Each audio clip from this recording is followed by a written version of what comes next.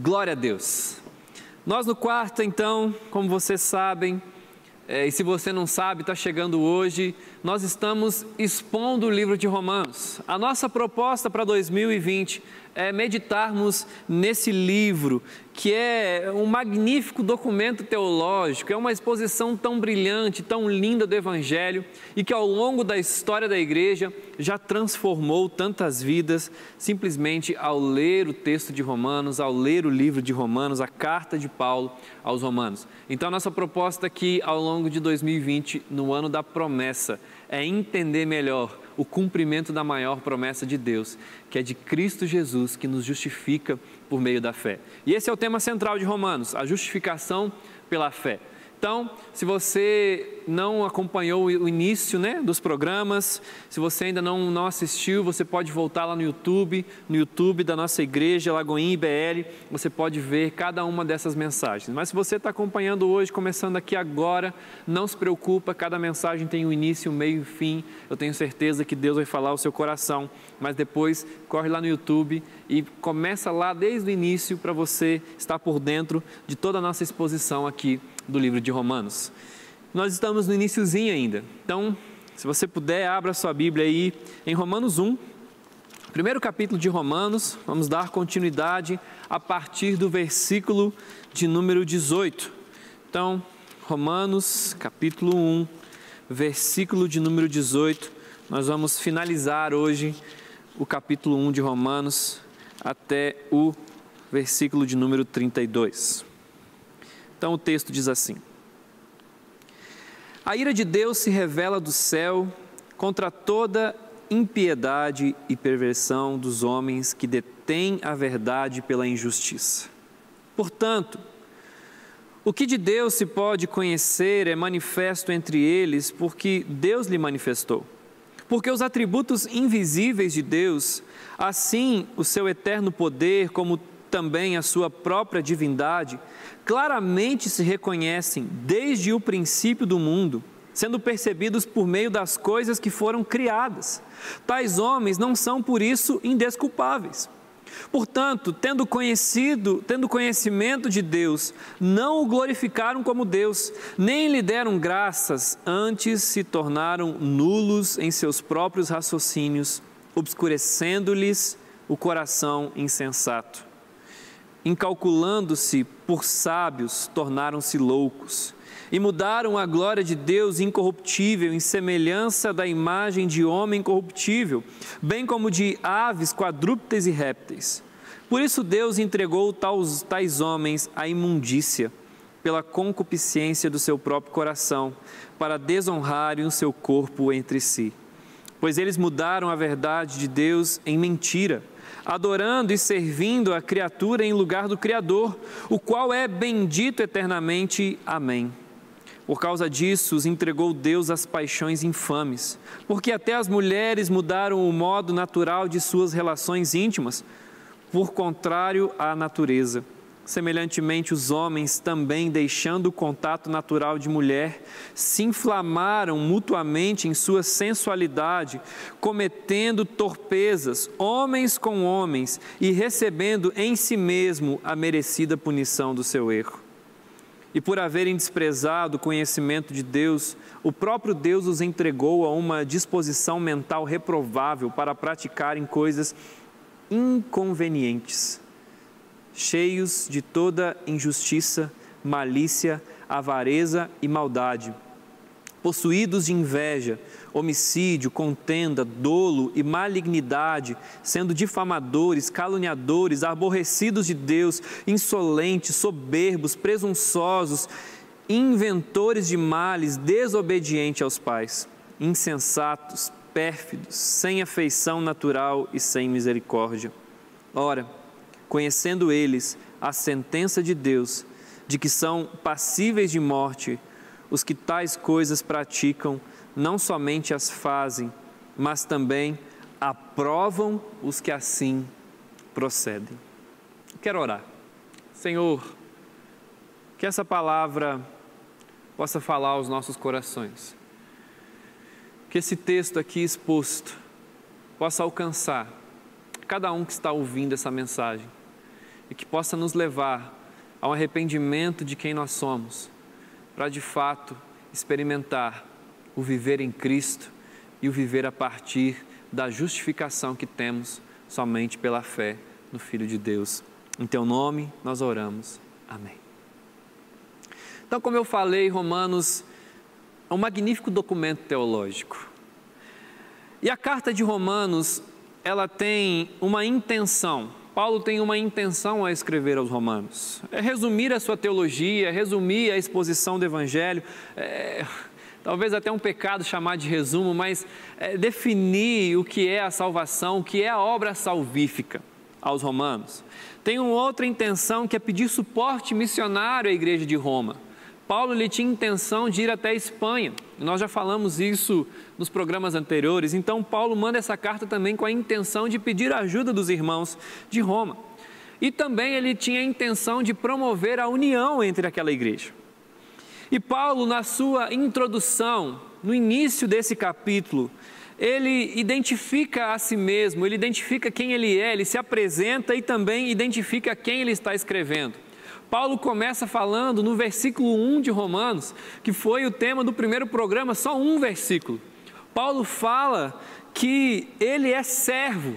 Paulo se apresenta como um escravo de Jesus, como alguém que serve a Jesus, que não está em busca de glórias pessoais, de império pessoal, mas simplesmente servir a Deus, fazer a obra de Deus. Então, nos primeiros 7 versículos é a apresentação de quem é Paulo e para quem ele escreve. Do versículo 8 até o versículo 15, Paulo ele expressa gratidão pelos cristãos em Roma. É tão interessante que Paulo, inclusive, fala que ele orava por aqueles irmãos que ele ainda nem conhecia pessoalmente, irmãos de uma igreja que ele, inclusive, não fundou. Paulo ele orava, Paulo ele amava aqueles irmãos, e Paulo não está sendo falciane quando ele escreve isso.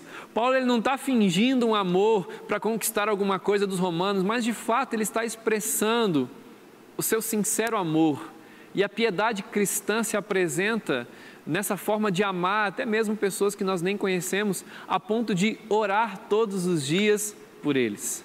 Então Paulo ele apresenta gratidão a Deus pela vida daqueles irmãos.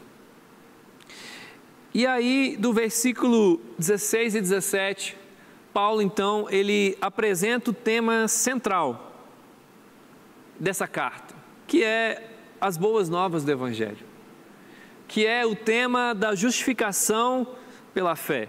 E agora, a partir do versículo 18, Paulo então começa a construir o seu argumento para falar sobre a essência desse evangelho, dessa boa nova que ele tem o intuito de apresentar e falar mais aos irmãos de Roma. Então Paulo, ele, a partir de agora, do versículo 18, ele começa de fato a explicar o que é sermos justificados pela fé. Nós falamos um pouquinho sobre isso no programa anterior, da nossa condição de pecadores e que nós nunca poderíamos nos salvar por conta própria. Não há uma obra, não há nada que nós possamos fazer que será digno de sermos salvos.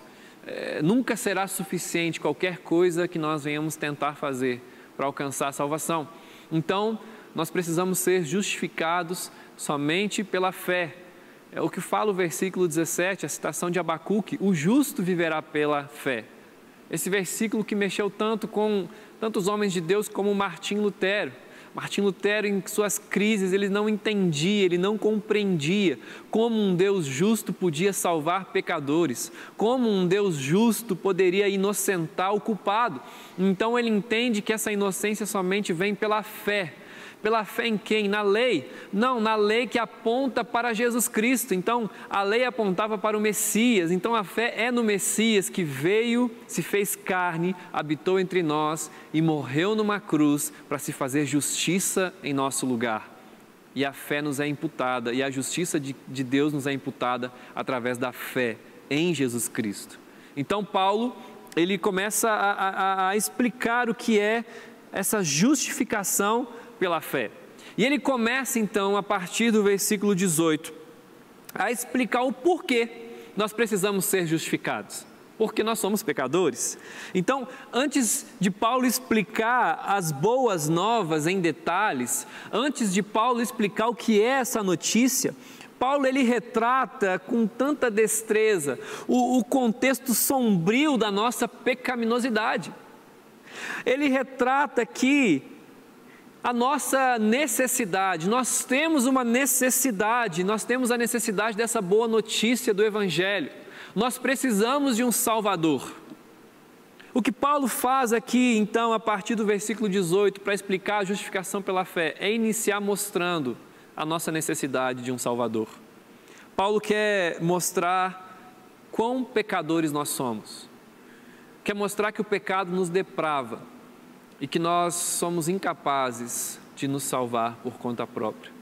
Paulo quer nos levar à conclusão que todo ser humano precisa chegar na vida. É fazer aquela pergunta, e agora quem poderá me salvar? E olhar para a história da humanidade, olhar para tudo e perceber que só pode haver um Salvador, Jesus Cristo. Mas salvar de quê?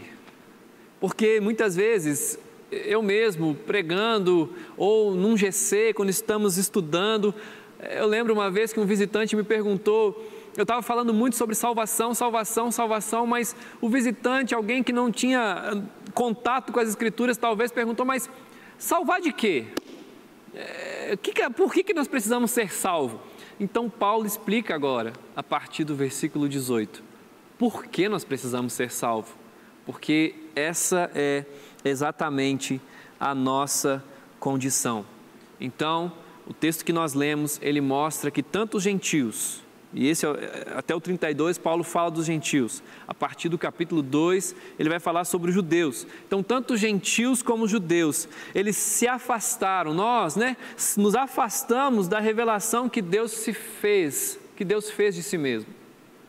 E por nos afastarmos dessa revelação, nós precisamos ser salvos. Todos estão sob o poder do pecado. Não há nada que podemos fazer para nos declarar justos diante de Deus. Então, nesse restante do capítulo 1, Paulo foca em mostrar a condição de indesculpáveis dos povos gentios, daqueles que não são judeus, daqueles que não caminharam e tiveram contato com a lei. Porque é natural talvez a gente pensar assim, olha, o judeu ele é indesculpável. O judeu não tem desculpa, eles conheciam a lei, eles tinham contato com a lei desde lá do tempo de Moisés. A lei já apontava para Cristo, a lei apontava para a necessidade de um Salvador. Então, esse povo é indesculpável, esse povo sabia que haveria de vir um Salvador, que eles tinham uma necessidade, mas os gentios não.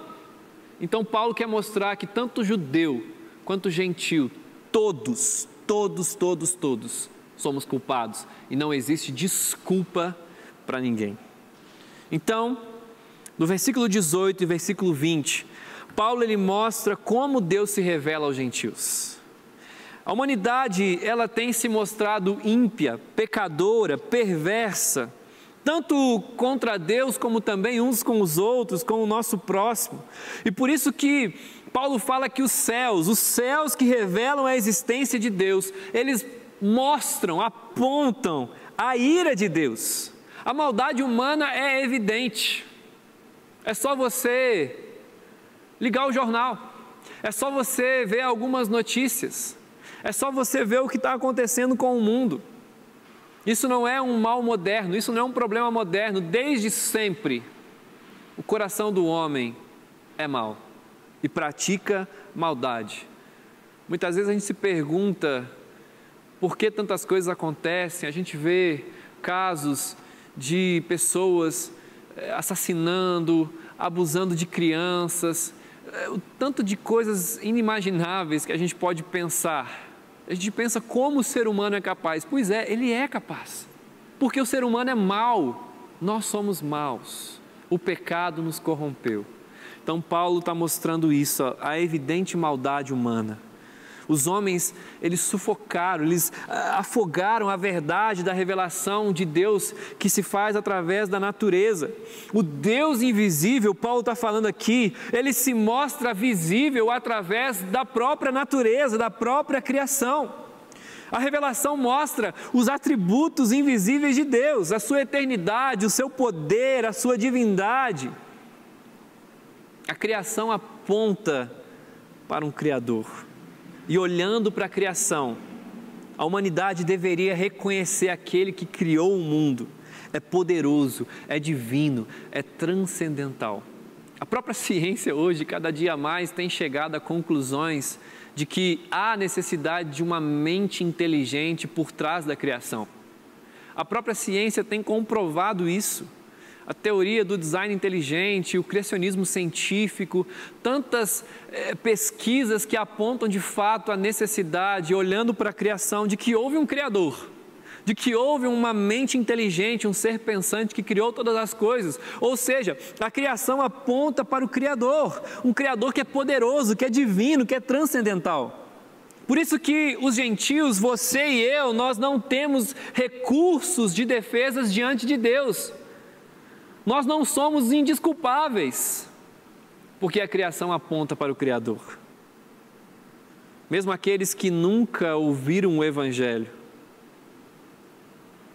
mesmo aqueles que nunca tiveram contato com a boa nova do Evangelho, por causa da revelação da natureza, pelo qual a humanidade deveria reconhecer a existência do poderoso Deus, todo ser humano não tem desculpa.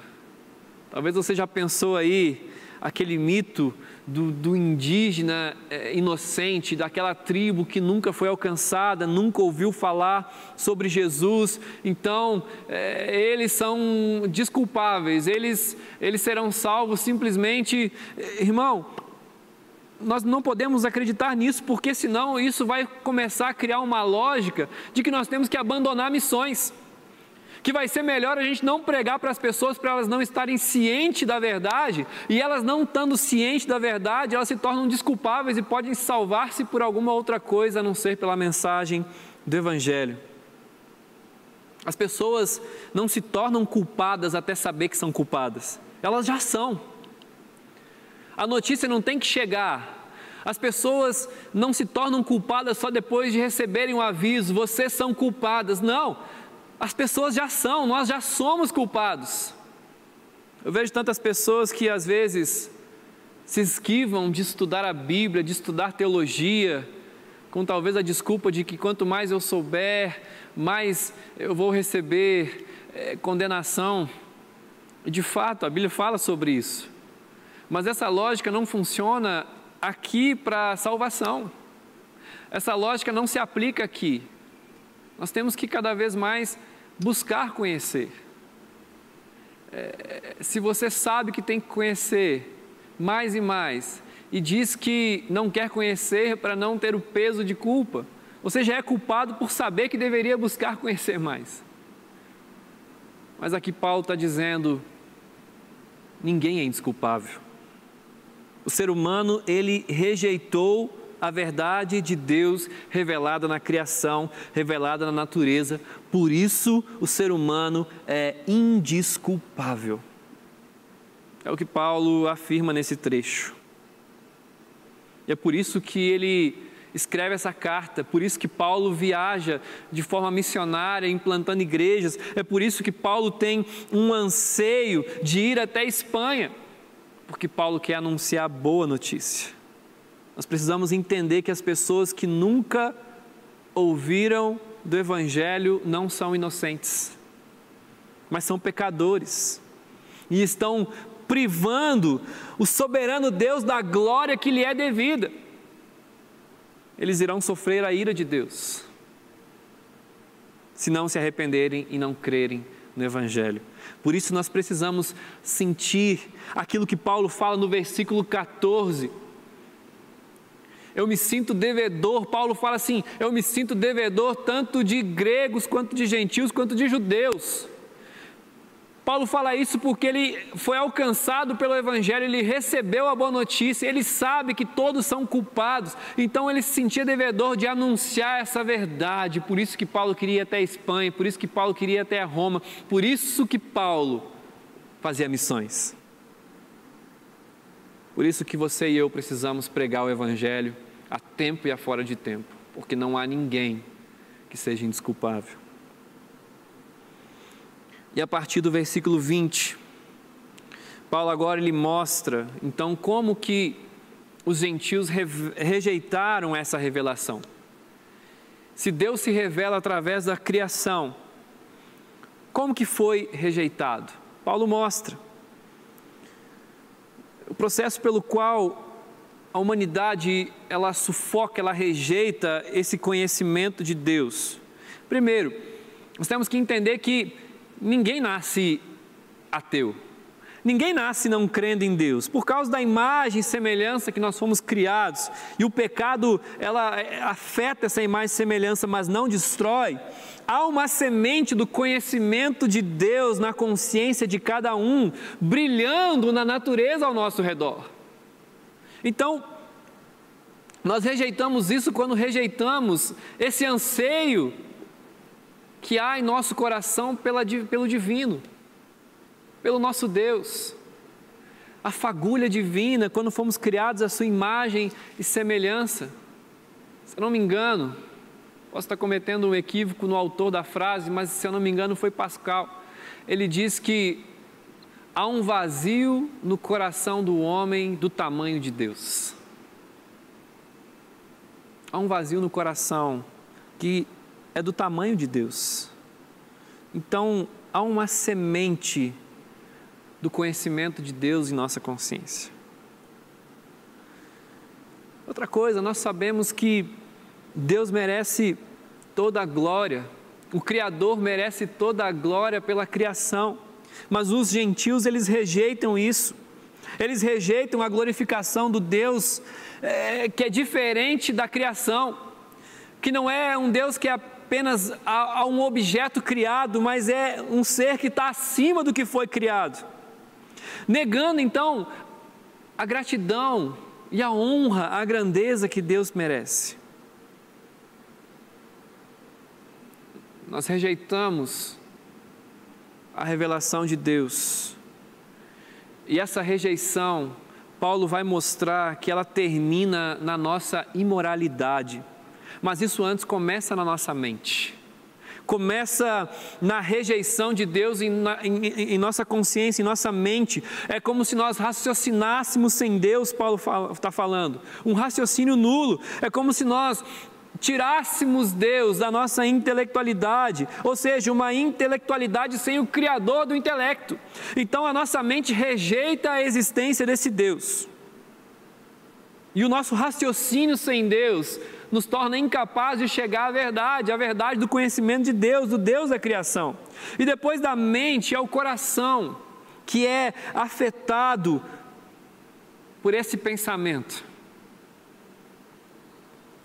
E aí então afeta a consciência, e aí afeta a religião, ou seja, nós passamos a adorar a criatura e não o Criador.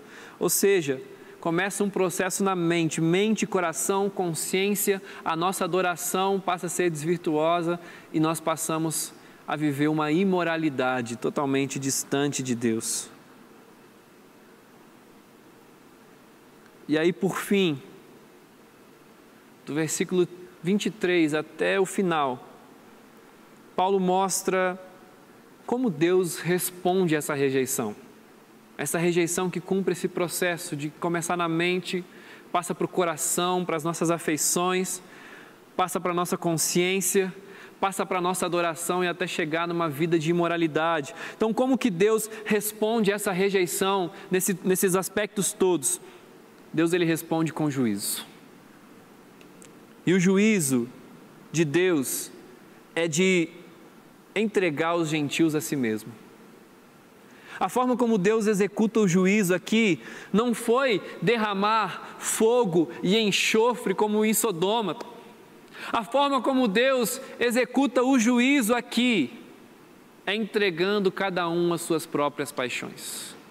O que Deus está dizendo é que é algo muito pior do que aconteceu com Sodoma, por exemplo.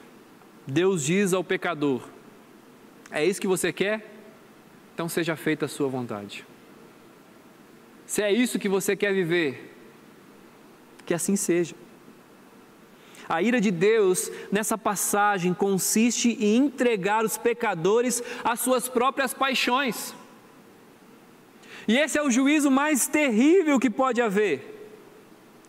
É esse processo que nós vimos de endurecimento de mente e coração, a idolatria, a imoralidade. É Deus entregando o homem às suas próprias paixões.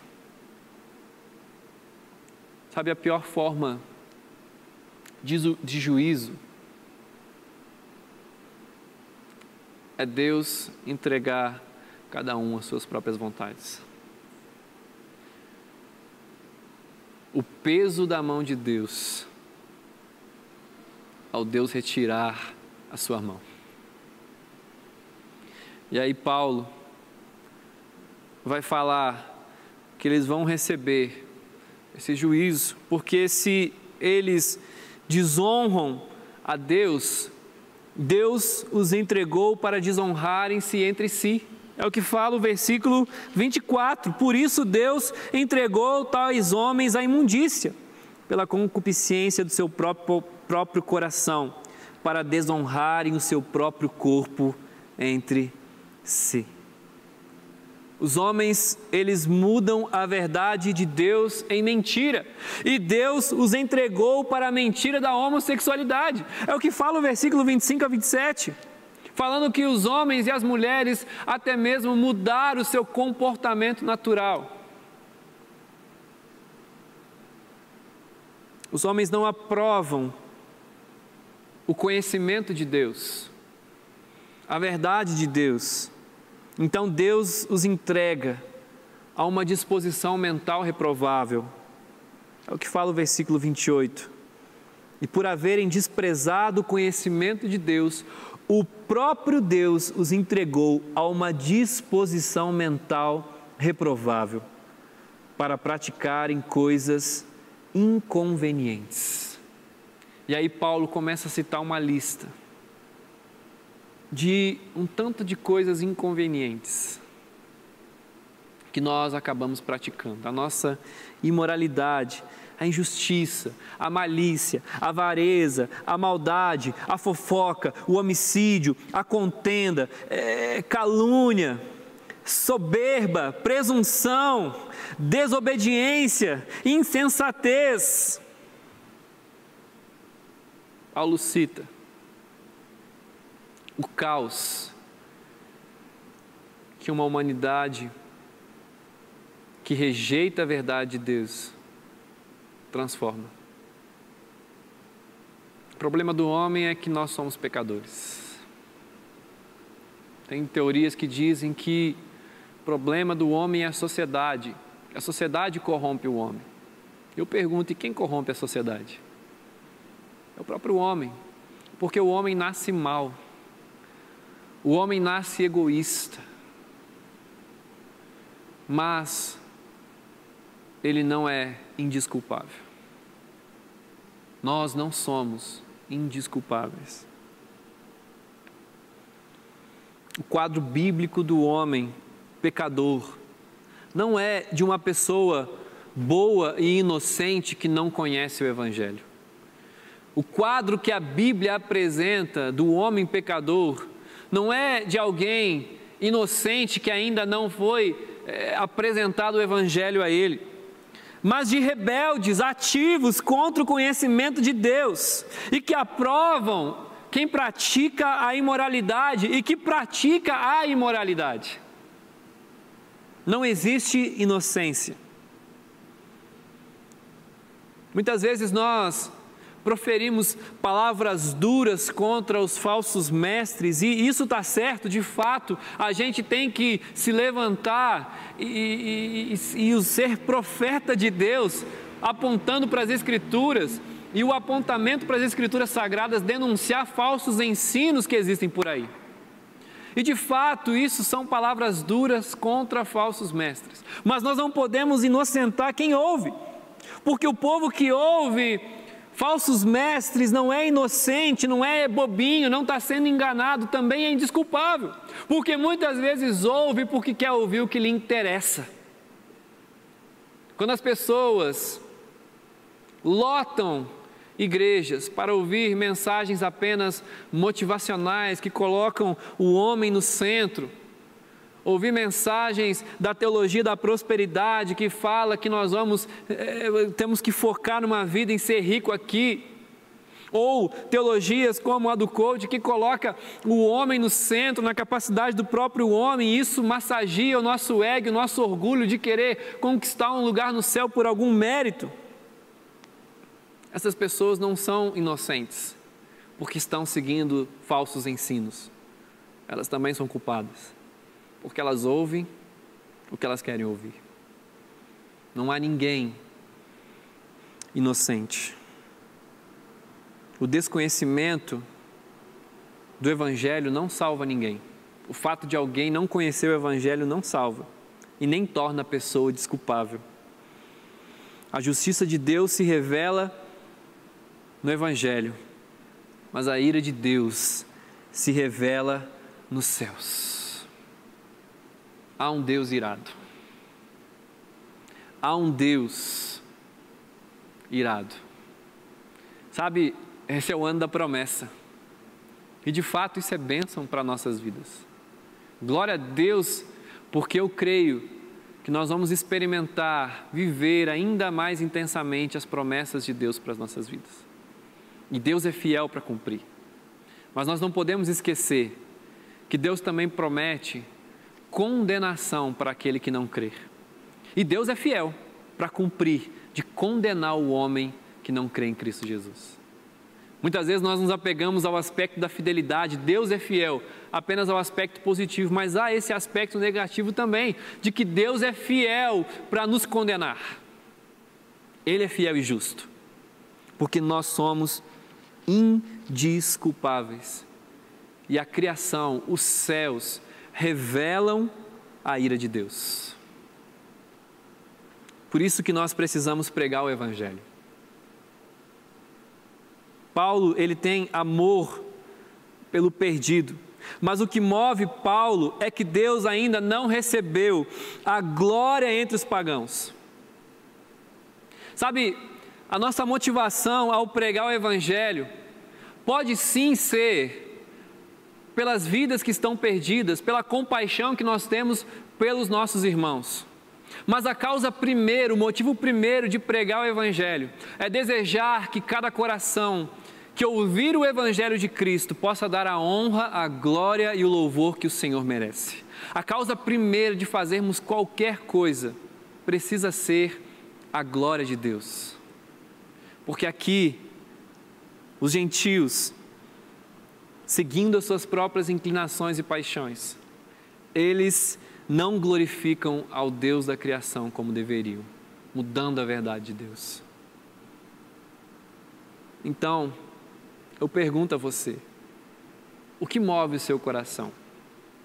O fato de haver ainda muitas pessoas que vivem uma vida que não glorifica a Deus, move o seu coração, incomoda o seu coração, a ponto de você falar como Paulo, me sinto devedor e preciso anunciar o Evangelho. O desejo de Paulo de ir até os irmãos de Roma, de ir pregar o Evangelho até os irmãos da Espanha, como era o seu plano.